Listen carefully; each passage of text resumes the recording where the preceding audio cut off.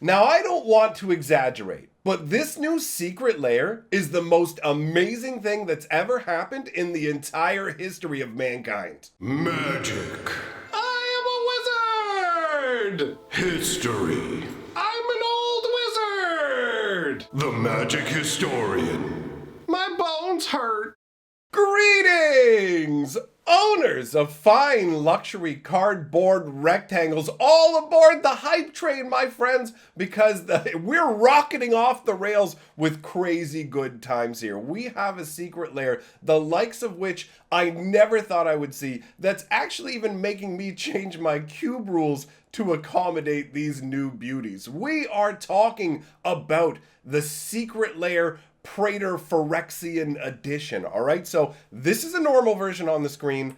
This is a Phyrexian version on the screen. So it's the 5 Praetors from New Phyrexia, all given Phyrexian language treatment. If you didn't know already, Magic the Gathering has its own nerdy sort of setup as well. You know how Star Trek people are like, yo, I speak a Klingon, bleep, bloop, blorp, you want to fight? Well, the same kind of thing, but with Phyrexian. Although people aren't speaking it, it's just a written language. So seeing it portrayed on Magic cards is absolutely amazing. Now, this was first done with the Vorinclex that came in Kaldheim, and now we're getting the full 5 Praetor treatment. So we're going to dive in, take a look at each of the different Praetors. What we'll do is we'll start out by looking at the regular version. I'll give you a nice glimpse of the Phyrexian version, and I'll tell you a little bit about what's going on with these different characters, all right? Because the idea behind these Praetors is really cool. If you're familiar at all with like the old school lore in Phyrexia, the seeds for these Praetors were planted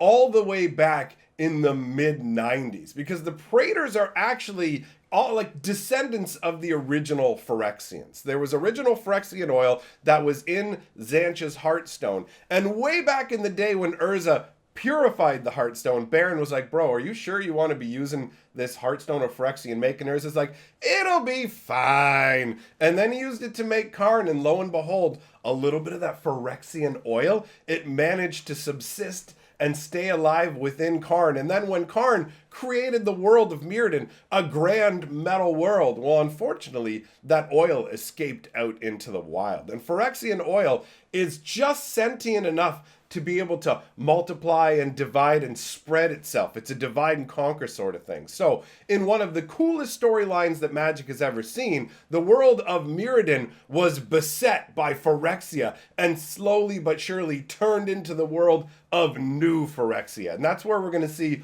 all our new generation of Phyrexians coming from.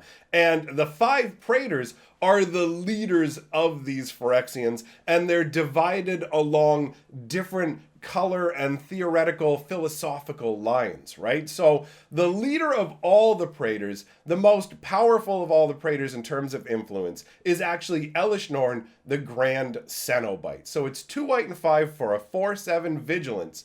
It gives other creatures you control +2/+2, gives creatures your opponents control -2/-2. And it totally feels very Phyrexian with that. We're completing people, we're building ourselves up and making ourselves more powerful, and at the same time, we're weakening everybody who isn't with us. Are you for or against Phyrexia? What's going to happen to you will vary based on your answer. The flavor text says the Gitaxians whisper among themselves of other worlds. If they exist, we must bring Phyrexia's magnificence to them. So Elesh Norn requires that you bow down to Phyrexia. And you can see this sort of regal vibe with her, with the fact that if you take a look, she's got these like cloth draped, like it's kind of like a bridal gown in terms of that long train. What do they call it? A train at the end that follows. And you can see in the foreground and the background that there are Phyrexians who are tasked with essentially carrying this train and do not allow it to traipse on the ground whatsoever. And I've always found the artwork for this to be really intense, with the contrast between the visceral organ feel of like what looks like exposed skin, you know what I mean, with that redness here and in the neck and the face, and that's contrasted against the almost alabaster whiteness of the rest of her body, but it's got these little crack lines and everything, and there's just something unnerving about not being able to see the eyes, right? The faceplate covering the eyes adds a whole nother level of menace because as humans, we're naturally face-seeking creatures, right? And we'll seek out the eyes to determine intent, but you literally can't do that here. So this is really sweet. And when we take a look at the Phyrexian version, you can see the name, the type line, the text. It's all in Phyrexian. These cards have not only the legendary border style, but a very Phyrexian feeling treatment to it as well. So I have to say, super stoked about this. Let's go to the next one.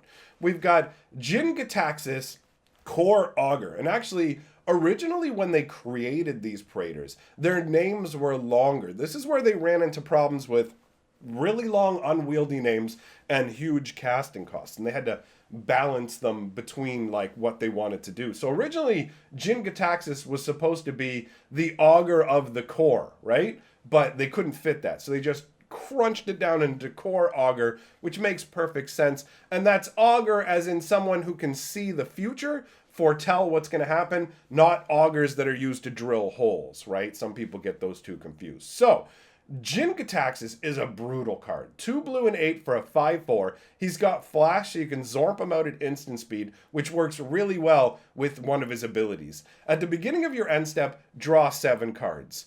Each opponent's maximum hand size is reduced by 7. So that's the gross sort of scenario where you flash him in before your opponent's turn is about to end, and then at the end of their turn they have to discard down to their maximum hand size, which has just been reduced by 7. So guess what? Their hand size in almost every single case is just going to be 0, right? So they're going to have to pitch their whole hand. So this thing is insane. It lets you draw 7 cards every turn and can make your opponent discard 7 cards or more a turn if they're filling up their mitt. There's a nice symmetry to each of these that we've seen so far. You know, the +2, +2, -2, -2. In this case, draw 7, theoretically discard 7. I like that. The flavor text says it's not a goal, but a process. The process of creating the perfect Phyrexia. So, Elish Norn wants everybody to bow down to Phyrexia. Jin-Gitaxias is obsessed with gaining knowledge and using that knowledge to complete every being on Mirrodin. So they have similar goals, but all the Praetors have different ways that they approach these sort of things, right? Now, Jin-Gitaxias' artwork is intense, dude. Look at him. Those massive long claws, the hunched over nature, where his torso's pretty big, but his spine is absolutely tiny. Like, this is a horrific beast, and he's pretty beefy for a blue creature. Let's take a look at the Phyrexianized version. Or I should say the Phyrexian text version, since they're both Phyrexian. So you can see, dude, it just adds an extra level of intensity when you see it this way. I can't believe they're making this secret lair. My hype levels are through the roof. All right, next up, we got Sheoldred Whispering One. So this is 2 black and 5 for a 6/6 with Swamp Walk. At the beginning of your upkeep, return target creature card from your graveyard to the battlefield. At the beginning of each opponent's upkeep, that player sacrifices a creature. So again, you've got that awesome kind of symmetry where you're bringing your creatures back, they're losing creatures each turn. That works perfectly well. This feels very, very Phyrexian on a number of levels, right? The whole bringing creatures back, very Phyrexian. Causing the sacrifice of creatures, very Phyrexian. The artwork, intensely Phyrexian. You've got Sheoldred, who has this insane body that looks like this monstrous Phyrexian beast, but then you have a human torso that is coming up out of it. And again, she's another one of these, it's harder to see the same way, but she has face plating over her eyes, which gives that level of malice. But interestingly enough, and a lot of people don't know this, Sheoldred can actually separate herself. So where her torso ends, she can lift up out of this crazy insectile body, and she has like a trailing tail like a wisp. So she doesn't have legs or anything like that. And it's a pretty nutty sort of Voltron construct concept with Sheoldred. So that's pretty neat. Now, this is the Phyrexianized version. It looks pretty intense, I got to admit. You know, not too shabby at all. Let us move on to the next Phyrexian. And that would be Urabrask the Hidden.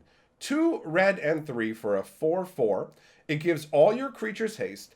and creatures your opponent control enter the battlefield tapped. Again, you have an interesting symmetry concept where all of your creatures are immediately able to take action and rush into battle. However, none of your opponents will be able to, even if they have haste, right? This removes haste on the next level, because not only does it say creatures lose haste, I mean, it doesn't.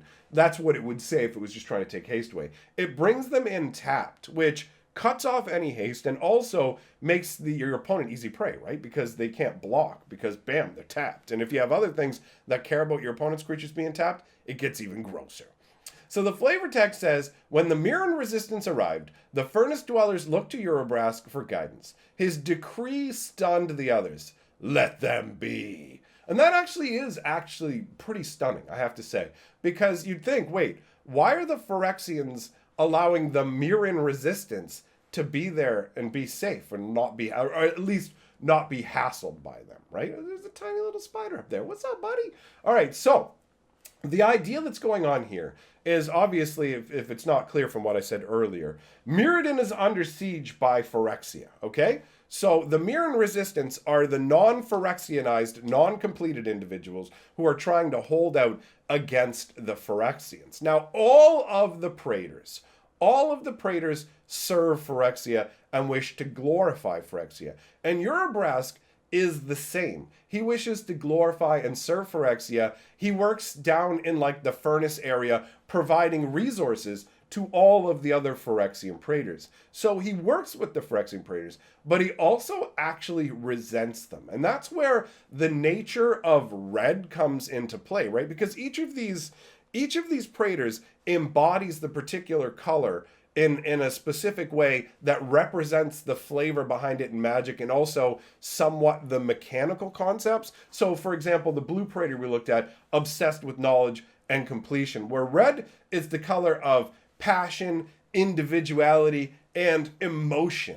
And as a result, Urabrask is more emotionally in touch with himself than all the other Praetors. And as a result, it's made him resentful. Like, he wants the entire world to be turned over to Phyrexia, but he cannot appreciate the rigid rules that these other Praetors have, right? Like, everybody has their own specific way things need to go. Elish Norn is everybody has to bow down to Phyrexia. Jin-Gitaxias is everybody must be completed, right? And it goes on like that. So Urabrask is kind of pushing back against that. He's actually been described as like, there's this like everybody's being turned into zombies and Urabrask is the last holdout survivor, right? It's that kind of a concept where he's the least affected overall. So as a result, he's willing to allow these Mirren resistance fighters to reside in the furnace without actively seeking and rooting them out, because there is that like little bit, you can't tell me what to do, Dad mentality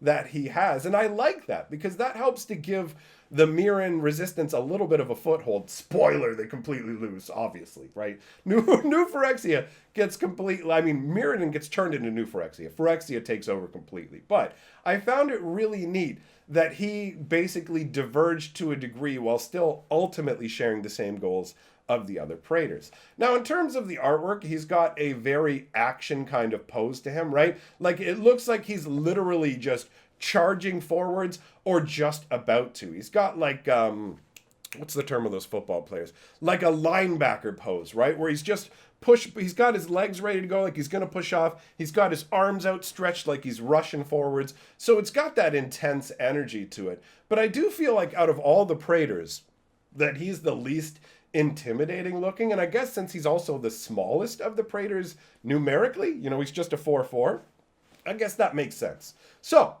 this is his Phyrexianized text version. Looking pretty funky. It looks a little darker, though, I have to say. Doesn't look quite as red. Now, bear in mind, these are digital mock-ups, so the physical ones may look a little bit different. Now, turning to the final Praetor, the big green boy! I love mono green. So this is Vorinclex. This is the previous version of Vorinclex, not the one we got in Kaldheim. So, Vorinclex, Voice of Hunger. What a great name. 2 green and 6 for a 7/6 trampler already. Yes, let's do it. That feels awesome. And then his abilities are nuts. Whenever you tap a land for mana, add 1 mana to your mana pool of any type that land produced. And whenever an opponent taps a land for mana, that land doesn't untap during its controller's next untap step. So basically, double your mana, cut your opponent's mana in half with that same sort of Phyrexian punishment symmetry that we've been enjoying all along.